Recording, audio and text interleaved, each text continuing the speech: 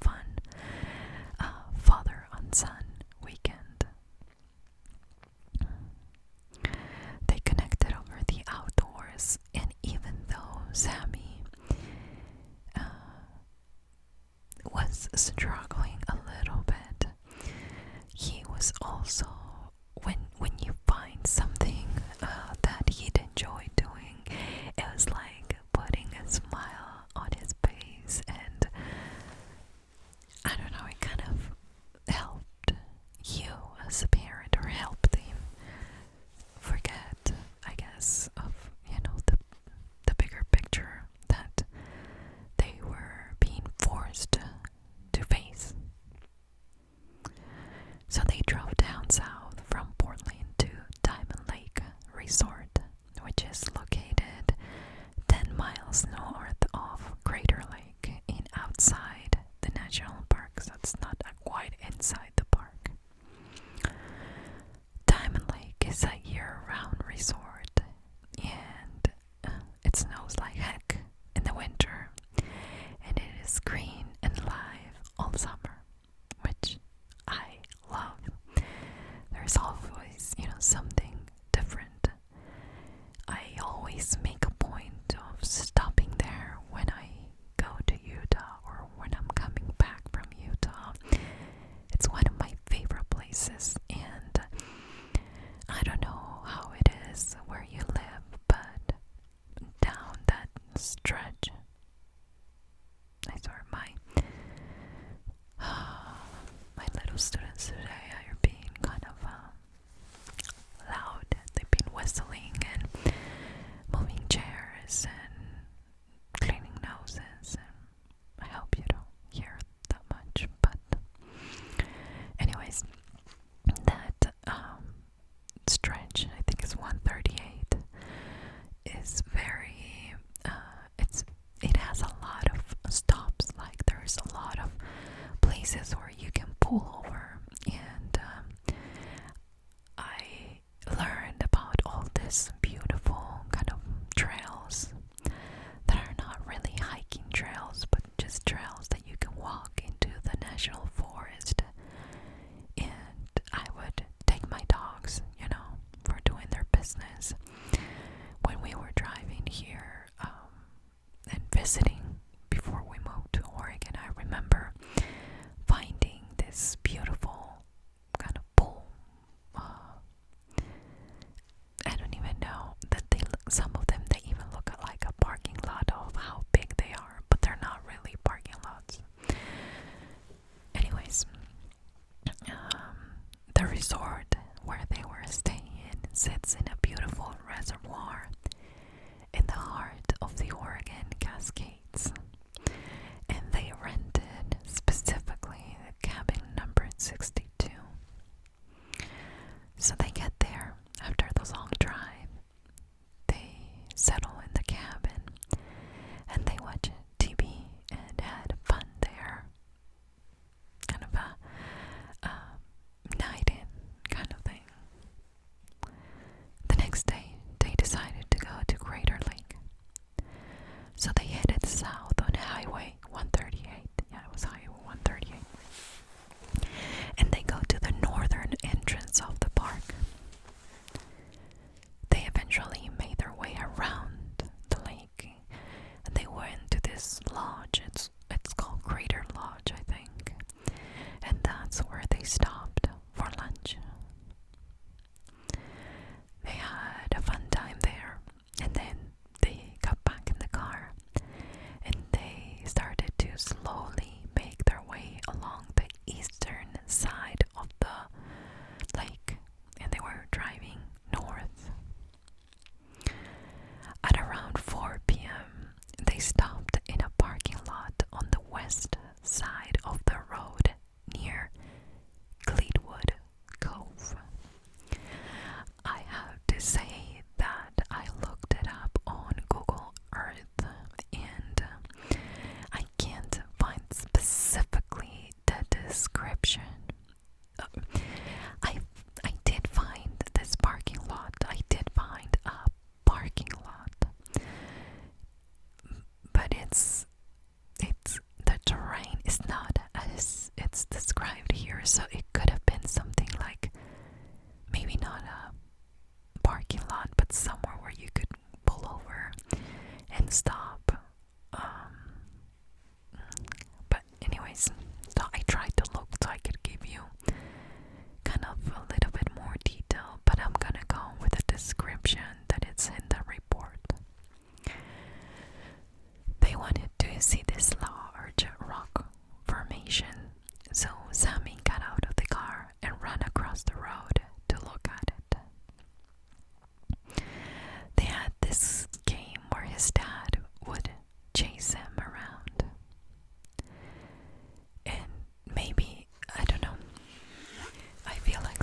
sometimes they make it into a game, but I also think that I'm terrified of losing one of my kids. I was when they were little, very scared of not having my eyes on them at all times. So maybe the dad was chasing him because Sammy would not listen, when he got excited. So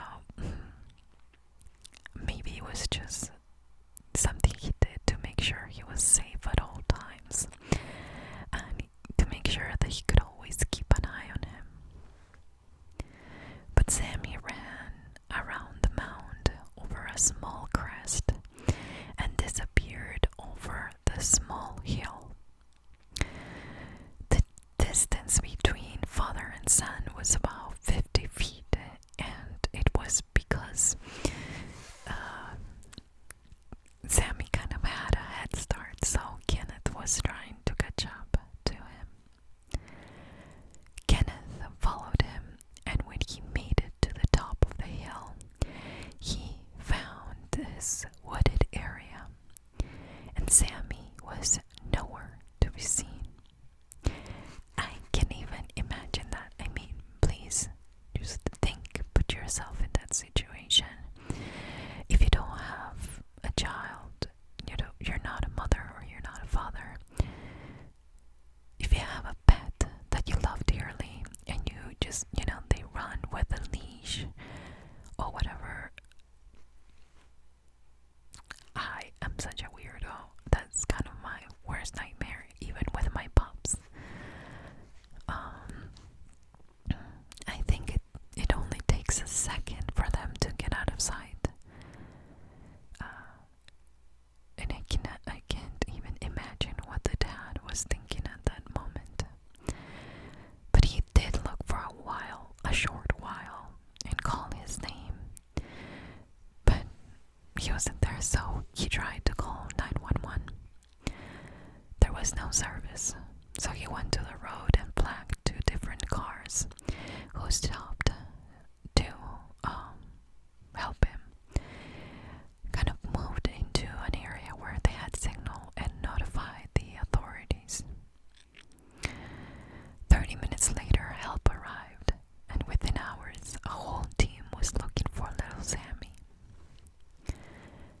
Later in the day, a huge storm developed and made the search almost impossible.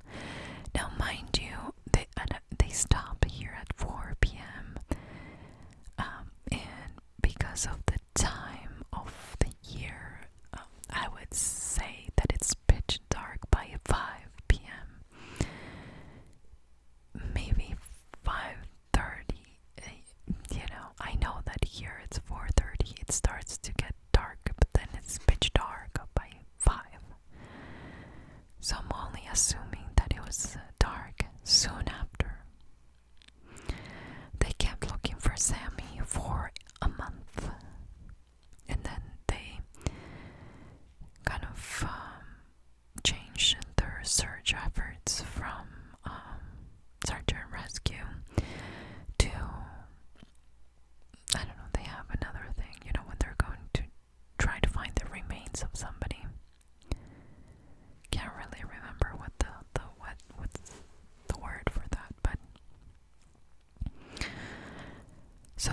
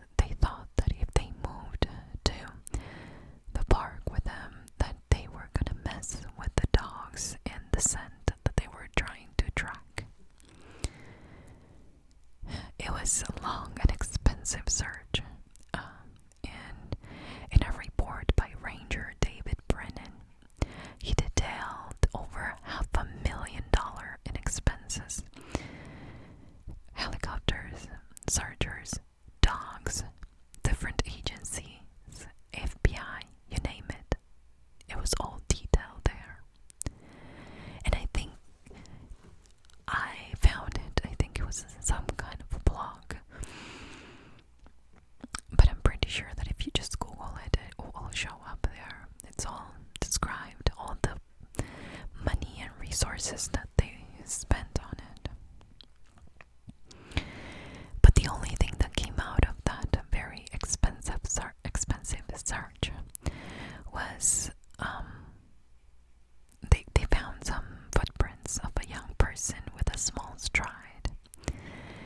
And on October 20th, 2006, that's when they found it. And they were going downhill in the area of Grouse Hill.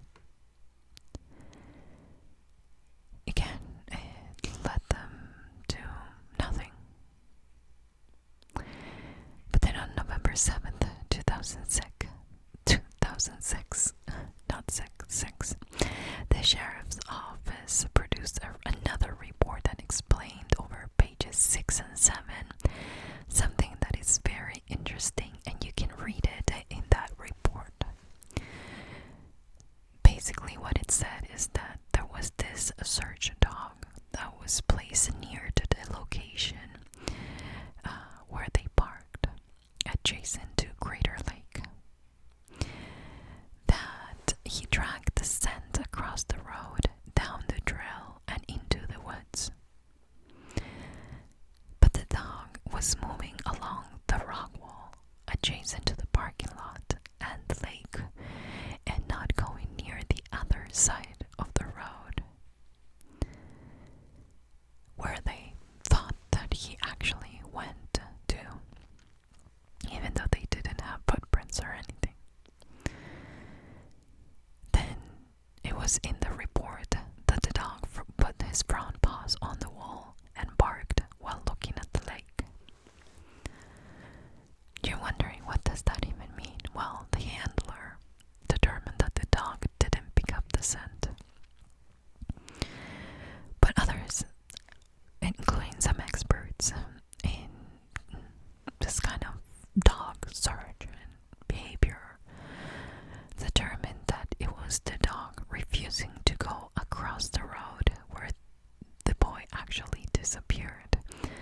Like if the dog could sense something evil or dangerous, that he didn't want to go there. Later on, the authorities determined that there was no evidence that Sammy was a victim of a crime. Later on, there was an article in the Herald News and kind of went over the expertise of the National Park Service in this kind of search, where they explained that they rely in the park rangers' memories to kind of search, and at the same time to keep in mind people that vanished in these areas, of the national park. It is also said that before Sammy disappeared, there was a big overturn in the employees, I guess, park rangers for Crater Lake, and a lot of them were new. So they were depending on somebody who really doesn't have the knowledge or the memory of the park just yet. Apparently they didn't keep records, really. And part of the 411 series, or the book itself, it's kind of bringing awareness to the fact that they need to be recorded somewhere. There needs to be some kind of a database that park rangers can access and understand, especially when they're going to spend most of their lives in that particular national park. After a while, I read this article in a newspaper online that the mother said that she was happy that she got to know Sammy, that he was alive and in their lives for 8 years. But, how hard it is to not know what really happened. Is he laying dead somewhere there? How is it possible that nobody was able to find him? How is it possible that there were no signs of an animal attack. Some people believe that there were no tracks that would lead into the lake or, anything that pointed to that direction. And the wooded area was searched. So, where could he be? Then I have to come back to one of the theories, because there's many, from Bigfoot to aliens, and there's more than that, but I think that one of the theories in the Morgenheimer disappearance I shared on the YouTube channel had to do more with what if in this wilderness that it's not as explored as, where we build our cities and our towns. There's some kind of portal that takes you somewhere else. What if you walk? Because, listen, it was a place where it was open, that he had a straight, view of his son. And as soon as he got to the top of the hill, he disappeared. Well, one can say, well, why didn't the dad disappear when it got to there? But I guess that's the true mystery. If, in fact, there are some kind of pockets or doors to other timelines or places that we are not aware that they exist, when do they open and when do they close? And would really explain how somebody can vanish.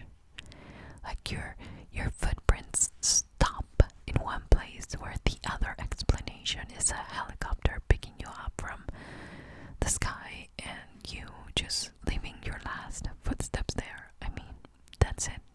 There's no other explanation. There's no other, footprint from another person that could have been carrying this kid. Not a four-wheeler, not a... You know what I mean? It's like, okay, I was standing here and then I vanished. How crazy is that? Well, my students apparently are either done with their work, which they have to turn in everything before the long break, or they just are talking about work, but they're being kind of loud right now. Please share with me what you think it's possible in this kind of situation. For those of you that missed it, I shared another case that was near Crater Lake.